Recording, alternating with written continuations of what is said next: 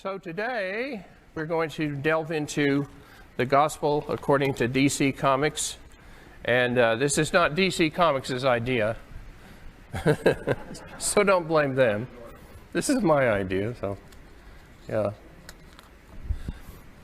The last summer, you may remember we had the Gospel according to Marvel, and who remembers that? Who's willing to admit it? Okay, all right.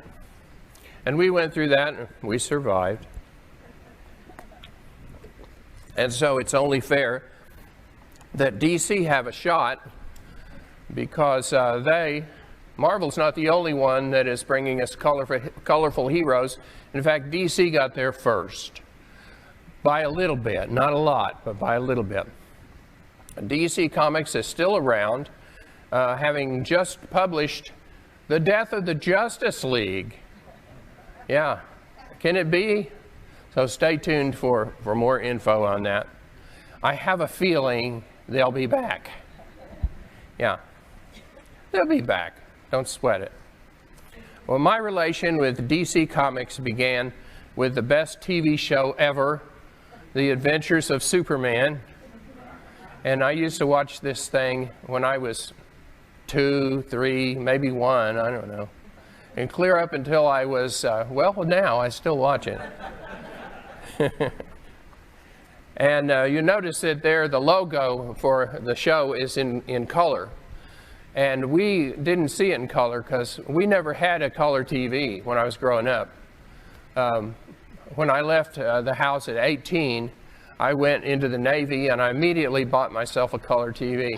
And everybody else in the family did too then. So once that all the kids were grown and out of the house, all of a sudden we were ready for color. Yeah, I'm not complaining, because I could see color in that black and white. You got to use your imagination. Yeah, it sure looked like color to me. Okay, I really remember this, some of my earliest memories, watching that show, and the whole family there gathered around the TV. And they were explaining it to me, and I'm sure I was looking, amazed at this whole thing. Anyway, that got me going. And this show came on a year before I was born, so I can't be blamed for missing those episodes. But after that, I was quite faithful. And my sister might have seen them. Where'd she go?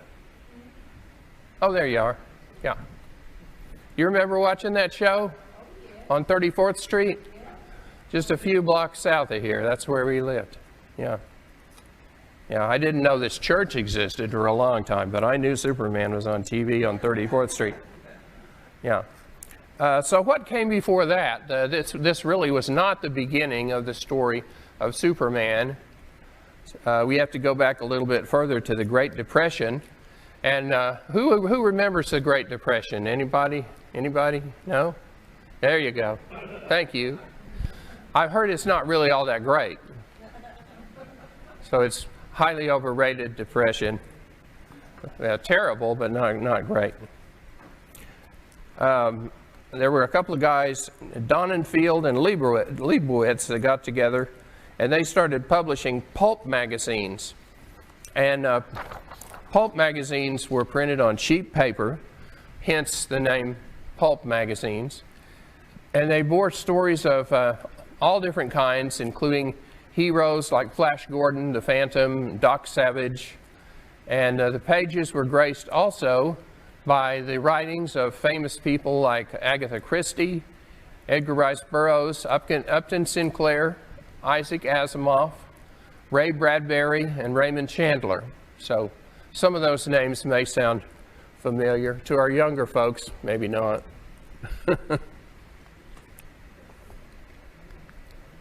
Does it seem dry in here? It's just me, maybe. The pulps first appeared way back in 1896, and by 1935 there were about 150 of these magazines. They were available everywhere and very popular, and some of them were quite spicy. If you saw the Christmas Story, is it A Christmas Story? That had a mention of the spicy pulp magazines in it. I loved that movie. Great movie. But who cares about that today? They had a few illustrations in them, but that was really not the main thing. And there are a lot more words than there were pictures in these. And at the same time, you had newspapers that had cartoons, and the cartoons were very famous, very beloved, and cherished by especially kids. A lot of adults too that wouldn't admit it. But then they got this idea, hey, you know, we put this out in a newspaper, we can make more money if now we turn all of those into a little book. And so they took some pre-published comic strips and they made a book out of them. And this was the product of Max Gaines, whose son would later be the publisher of Mad Magazine, and Harry Wildenberg and Dell Publishing. They put out the first comic book. And they had things like Joe Palooka and Mutt and Jeff, those kind of cartoons. They've kind of gone by the wayside now. In February 1935, we saw the first sale of a comic book as a commercial product. Before that, they just gave them away as advertising premiums. But now they were going to get commercial about it, and it turned into a great big deal. Now, DC Comics came on the scene with the merger of three different companies: National Allied Publications. It merged in 1946 with All American Publications and Detective Comics to form National Comics Publications. That became DC, because eventually they got tired of putting National Comics Publications, and you know, kids can't remember National Comics Publication. DC, that's easy to remember. And it stood for Detective Comics, one of their first publications. Well, kids liked comic books, and the work of two teenage boys really put the frosting on the cake. That's when things really began to boom. Jerry and Joe, Jerry Siegel and Joe Shuster, they created the first superhero. Now let me describe this superhero to you and see if you can tell me who it is. He wore a red cape and he had unusual powers like flying. So what is his name? Superman? Well, actually you're wrong. It was Dr. Occult. You see I fished you in there? Yeah. Dr. Occult, that was the one. And he appeared in 1935, and by 1938 he had flopped. That was the end of Dr. Occult. Yeah. And I never even heard of him until this year when I started researching for this sermon. Well, Jerry and Joe, they had another character, however, that nobody wanted. They'd been trying to sell this thing. They wanted it to be a syndicated newspaper comic, but nobody was interested in it. They thought it was too outrageous, irrelevant, and immature. They revamped it several times, and it even turned him into a villain in one incarnation. But then finally they settled on a hero with super strength. And it just so happened that DC Comics was developing a new comic that needed a lead feature, and so they gave the kids a chance because they really didn't have anything else. It was basically that kind of a deal. Now, their weird character that nobody wanted was named Superman. That's Superman. And he first appeared in Action Comics #1 in April 1938. Like Dr. Occult, he wore a red cape and he learned to fly. But instead of failing, like Dr. Occult did, he caused the comic book industry to catch fire. Huge success. Amazing stuff. Well, Superman was partly inspired by, the legend goes, partly inspired by the fatal shooting of the writer's father. A criminal had broken in and to steal things, and he died as a result. So Jerry Siegel created a superhero that was invulnerable to bullets, just as he wished his father had been. and his hero was able to deal with the situations that led to violence and would prevent something like the death of his father. So that makes sense, perfect sense. Jerry and Joe had created a new genre of literature, the superhero. And by the way, I looked up the word superhero, and it is trademarked by two companies, Marvel and DC. And if anybody else uses it, they'll probably get sued. I hope they don't sue me.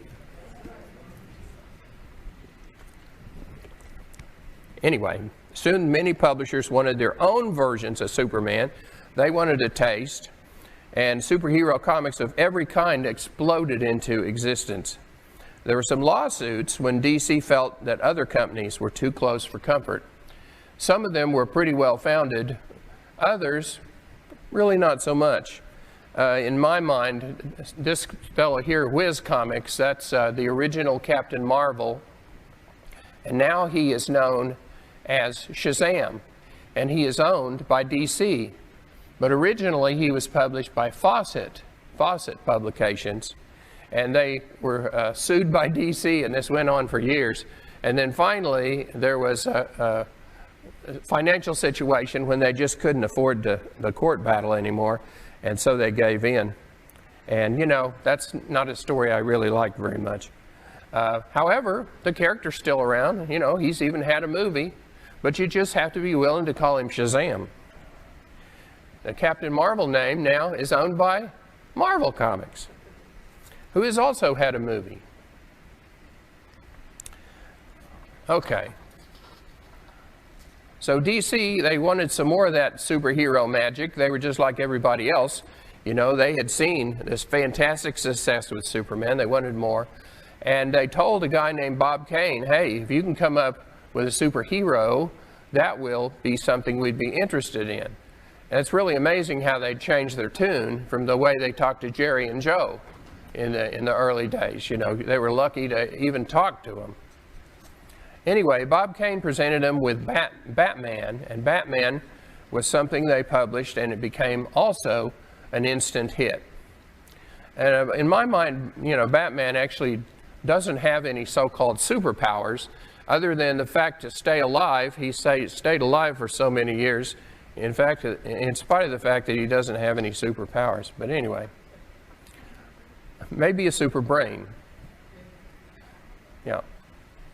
And super comic book sales. He came out about a year after Superman, and sadly, Bob Kane, a little bit of an ego problem with him. He demanded that his name be signed on every Batman comic that ever came out, and in spite of the fact that he may have had nothing to do with it. And so it's there, but in the process of that, there were people that their work was totally ignored. Their names, some of them are Bill Finger, Jerry Robinson, and Dick Sprang. And they are finally nowadays beginning to get some credit. But for years, you know, they were not to say what they had done. I mean, they'd actually helped to, some of them had actually helped to create the character. Several important characters were folded into DC when that merger took place. And among those, we have Wonder Woman, Green Lantern, the Atom, Hawkman, and Flash. And, you know, to me, they were always just DC Comics because all of that was ancient history before I was born when the merger took place. Anyway, they're all considered just DC and, you know, no discussion. So now the next question is, what became of the creators of Superman, Jerry and Joe? Well, when they sold their first story for $130, that included the rights to the character. $130 for something that has made who knows how much money. And here is an actual check. It's not the one, but it's one of the checks that they were written by DC. And the check, you know, it's sold for $160,000 to a collector. $160,000. This is mind-boggling to me. You know, I mean, nobody wants to buy my checks. What am I missing? Anyway, when they sold their work, the copyright went with it, and that was publishers' policy. What they did was considered a work for hire, and so it would be the property of the publisher. Nowadays, that's begun to turn around, and it's not exactly like it used to be. But there were a whole lot of amazing, creative people that made a pittance for years and years. And those are the superheroes in my mind, in real life, in this situation anyway. Jerry and Joe continued to submit stories to DC, but they didn't have really any special standing. No preferential treatment was granted to them. And eventually, Joe lost his sight, and he was the artist. And so that was really an insurmountable thing for him, to be able to draw now that he could no longer see. It made him impossible to make a living doing that. So he and Jerry, they really owned nothing of Superman. And they would go to court several times over the years. Well, finally, DC decided they better do something for him, and so they gave him some help in their retirement. And anyway, it's a very interesting thing about the whole comic book publishing industry. Wow. Well, DC, they always stood for doing the right thing in their stories, not in their relationships with their employees. But they put out stories that they always had a moral content to them. And there were certain things that were not allowed to happen in the stories. And if they did happen, you know, they would be punished. Readers could always count on their heroes to model heroic values. And I think that is a very good thing. I think that it is reflective of the culture, our culture, having, at least at some times and places, a kind of moral connection to, really, to God. I think it finally goes back to people's religious values. And DC, they were constant in this. And why would they do that? Well, they knew that children were going to be reading these things, and they knew that if they didn't put some moral content in there, they might be blamed for what happened as a result of that. And I think they really cared about the culture being more positive than negative. They wanted people to be heroic rather than villainous. They wanted people to be givers rather than robbers. So why is it that DC's writers and editors care? You know, I mean, you could say they're just a business, they're after a profit. That's true. They are a business and they are after a profit. And it gets pretty hard to make that profit sometimes. Maybe they knew that if their books produced bad kids, then their profits ultimately would cease. So in my mind, I struggle with whether it was altruism or was it the need to make a better profit in the long run. Part of it may be an attempt to distance the company from its shady beginnings in the spicy pulp magazines. I mean, this doesn't seem like any big deal to us, but to a lot of people back then, the spicy pulps, wow, they didn't appreciate that. But as the years passed, that was just a distant memory. And in fact, probably most people, when you say DC Comics or you say Marvel Comics, pulp magazines, they never even knew they existed. There was a big blow up in the early 50s with the publishing of a book by Frederick Wortham. There it is. Frederick Wortham put out a book entitled Seduction of the Innocent. And as a result of his very popular book, he was a psychiatrist, and he was saying that comics were making kids bad. That was what was causing all the problems in society, that kids were reading these comics.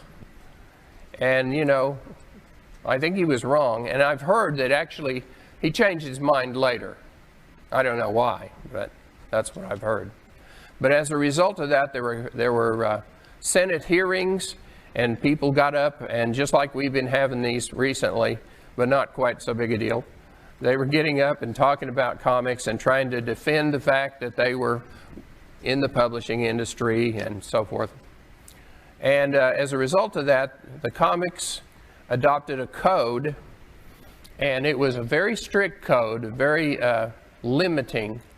And yeah, there's a picture of it. And let me read a few of the items there. Let's see. No details of a crime. No use of the word horror or terror. Wow. Let's see. No lurid or gory pictures. No slang, obscenities, or vulgar words or symbols. You know, some of them make perfect sense. Some of them are a little weird. No zombies, ghouls, cannibals, torture, vampirism, and werewolfism. Where would movies be today? Or TV? No racy or sexy scenes. No exaggerated female bodies.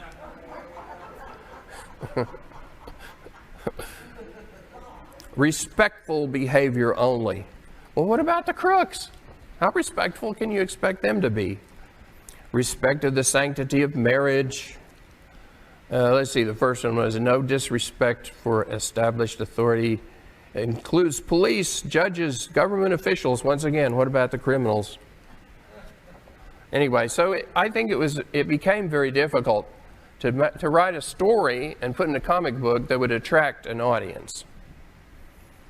DC responded by updating their heroes to be more contemporary, more scientific and believable, with mixed results. The first one was The Flash, and that worked really well. When they got around to Batman, I don't think it went so well. I like the old Batman better. Anyway, this code tamed comics, DC Comics and all the comics, from 1954 until 2011. Marvel had ducked out of it 10 years earlier. So what it was that broke them out of the code was the challenge to stay relevant by dealing with current issues like drug abuse and social justice. And there you see on the screen, you see Denny O'Neil and Neil Adams. They used Green Arrow and Green Lantern, all the green guys, to face problems like racial prejudice, inequality, economic hardship, and drug addiction. And there you see Green Arrow finding out that his partner, Speedy, is a junkie. Stay tuned. No, don't stay tuned. It's a long time ago. Frank Miller came along, and he revived a sleeping Batman with The Dark Knight Returns in 1986, and the sales on Batman went up, and that influenced the movies that were later made. Once again, I like the old Batman, but that's just me. WATCHMEN came out that same year of 1986. Alan Moore and Dave Gibbons, they examined how superheroes would be in real life in the WATCHMEN. And both of these things, the Batman reboot and WATCHMEN, they both became movies. And WATCHMEN has been regarded as really a great book. They took all of the comics and they made them into a book, and it's considered highly regarded, considered a kind of a classic now. They founded other imprints, Vertigo, Milestone, and Wildstorm, to reach specific audiences. This is still DC Comics, which they succeeded in doing. And stories for adults returned to comic books for the first time since the 1950s, and things were beginning to change. But what always drives the comic book industry is how can we make sales so that we can make a profit. It's a business, of course. And if you don't change things, then the sales eventually go down. So in 1990s, they were having a discussion about what to do with Superman, and they had this storyline laid out that Superman was going to marry Lois Lane. And then, meanwhile, on TV, a show came out, Lois and Clark, in which they were not married. And so there went their plan.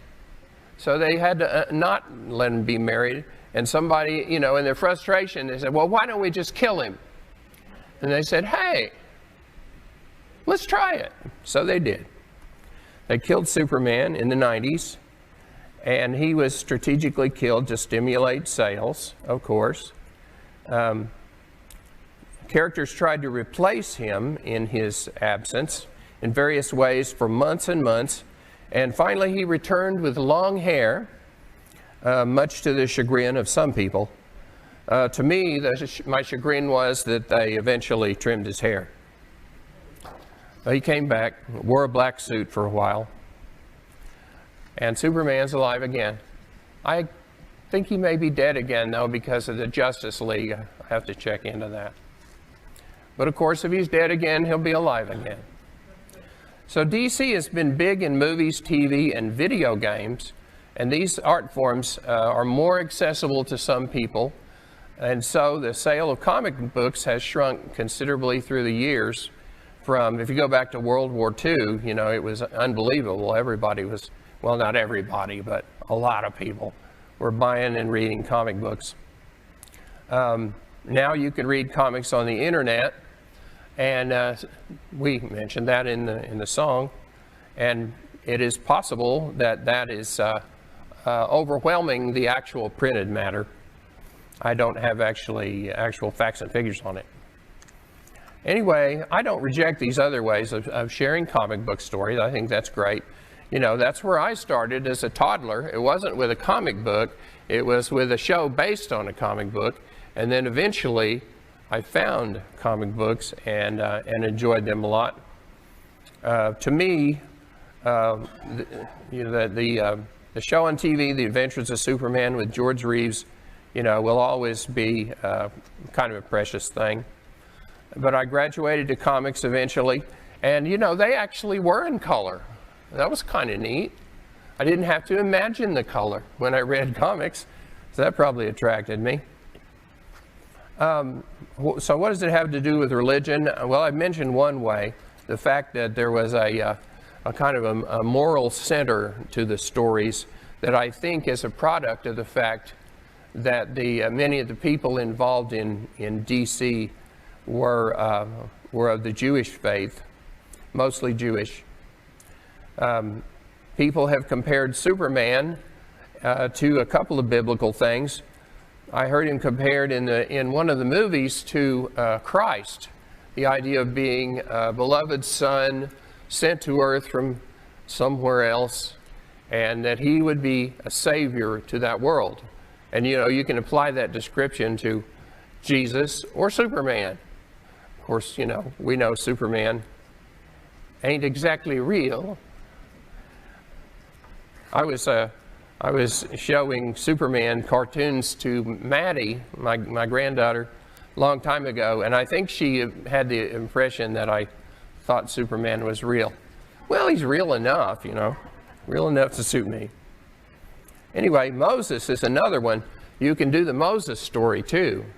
And you can factor in the idea that you had these Jewish immigrants that were finding their way from far away, finding their way into this country. And the whole idea of having kind of a secret identity, because you didn't really want everybody to know you were Jewish, because if you did, then some of them would persecute you, which makes you into Clark Kent. When in reality, you're Superman, you know, you're of Israel. So, anyway, that one I think is probably more legitimate than the Christ connection. That makes more sense, considering all things. Both Superman and Batman are orphans because their parents were killed in various ways. And I think that their careers were tied to that. And so the message there is, you know, protect the innocent. And in the case of Batman, one of the main things is scare the bad guys. You know, if you dress up like a bat, that'll scare people. Not sure why. But people have been buying that for years.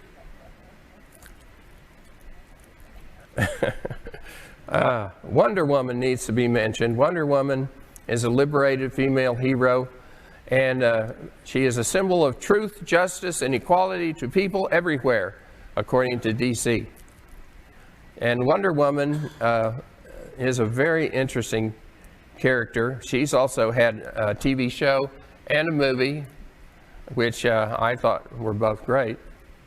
And she's, at one point, you know, she's evolved through the years. At one point, she had no powers, all her powers taken away, and she had to just simply be a liberated woman. And I don't know how well that sold in the comic books, but she did get her powers back in time.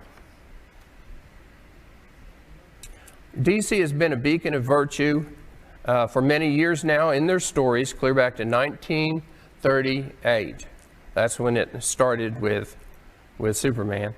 They've had to evolve with society to keep selling books, as I said. And I'm proud to see how they continue to seek to reflect what we see as important values. Most recently, LGBTQ plus characters, as well as characters of diverse races, have found a voice in DC stories, and not just in the comics, but also in the other incarnations of these characters.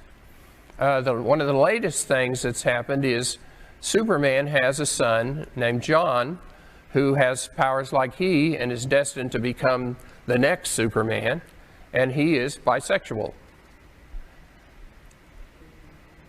But all that aside, what's really kept me reading DC was the magic of the whole thing.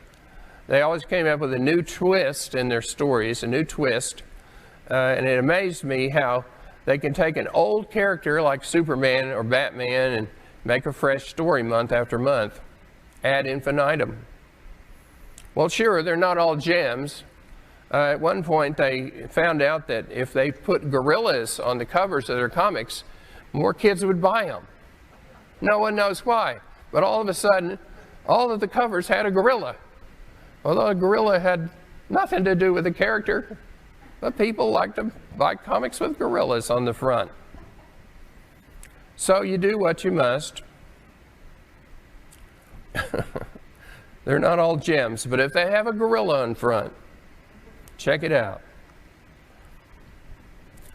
They're not all gems, but enough of them are to make them worth their 10 cents or 12 cents or 15 cents, and finally up to 399 cents due to inflation. But of course, as an old friend, I sometimes like those old stories best, the ones that I got for 12 cents. That was my generation, 12 cents. I didn't realize what a great deal I was getting. I just liked it. And that's how I see it. Amen? Amen.